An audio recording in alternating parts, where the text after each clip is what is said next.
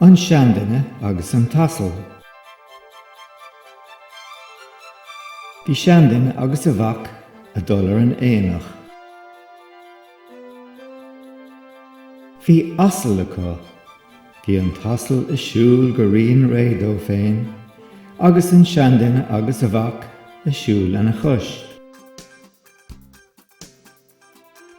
Bhuail fear leo, Is mó an náid agat é. arsa an fear leis an seandanna. Tá an bócail bocht sin tar seach, nach ligfádó dul an marcíocht ar an asal. Tá an ceart go a rinne úsal, arsa an seandanna, agus chuir sé an mac ar an asal. Bhuail fear eile leo, Is at an scéal a go bheith, arsa an fear.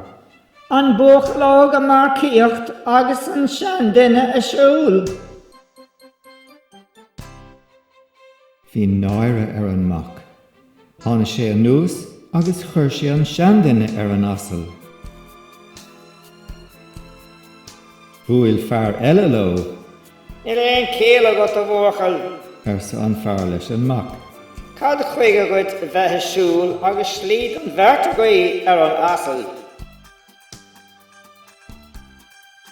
Suas leis an mac ar an asal taobh hir dá athir. Bhuail ban úsal leo, An bhaca éidir a riamh le héad. arsa an bhan úsal.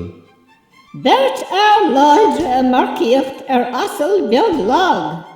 Ba chóirdíomh an créatóir bochta ompar in nod a bheith marcíocht ar. Bhí náire ar an mert. Tháinig siad an ús. Fuair siad cúile láidir agus taobh. Cheangail siad an tasail den chúile agus darda siad leo ar an gúile é.